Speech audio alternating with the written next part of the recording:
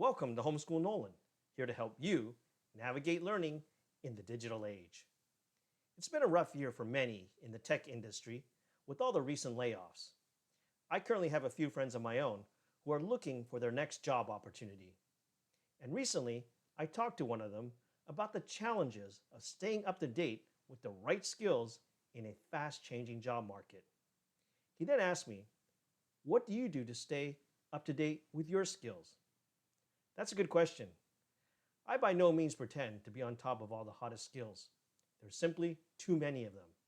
But staying up to date and relevant is a huge challenge for many of us working in tech.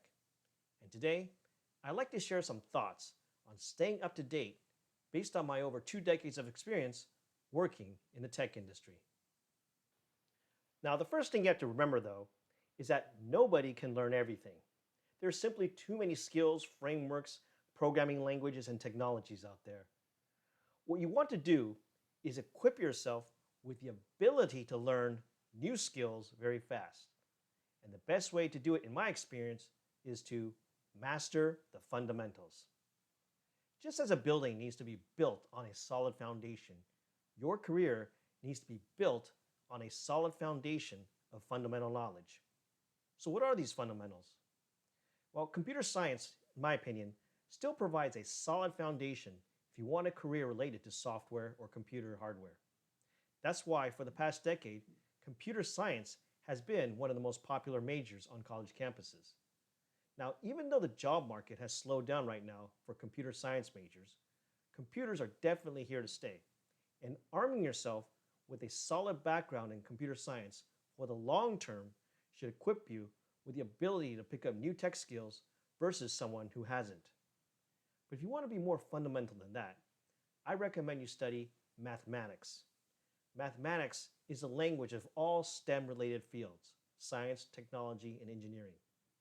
I've talked before in my other videos about how people who are really good at math also tend to be really good at computer programming. That's because mathematicians are required to think logically and use reasoning to solve problems, just like computer programmers. Having a solid foundation in mathematics is probably more important than ever in the age of AI or artificial intelligence.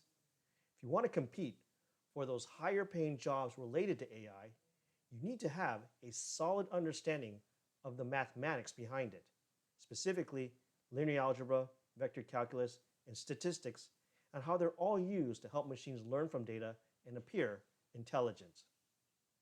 Now, there's one more fundamental subject I would recommend, and that's physics. Physics is definitely one of the hardest majors at any college or university. Physics uses a lot of math to solve real world problems and to understand the universe.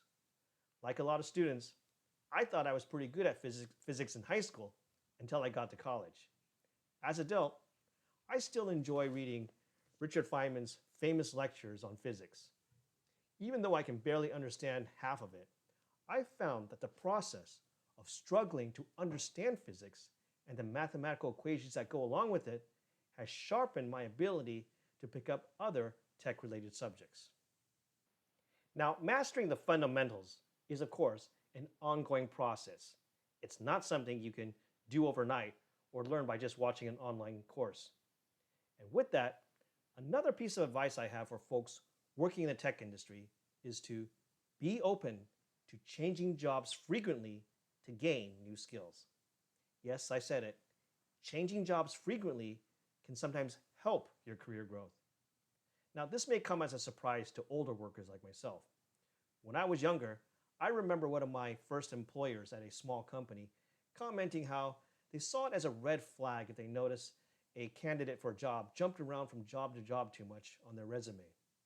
I guess back then, it implied that such workers couldn't be relied upon for the long haul. But I've since come to realize that staying too long at a company can hurt you if you don't experience any career growth there. Because technology changes so rapidly, sometimes the best way to learn new skills is to simply join a new company and learn their products and the skills that come along with it. About 5 years ago, I met a bright young man in his mid 20s who joined our company. He didn't stay very long though.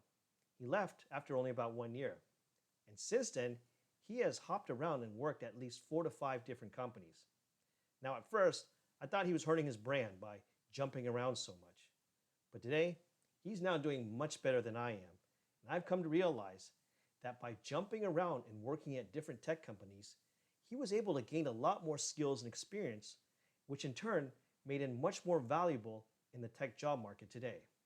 So, bottom line, if you want to stay up to date in tech skills, be open to changing companies as a way to acquire new skills and grow your career.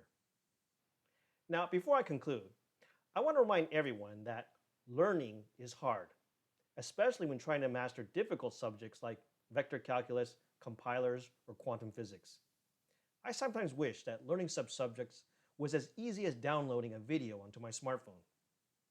But learning these subjects takes hard work, focus, and dedication.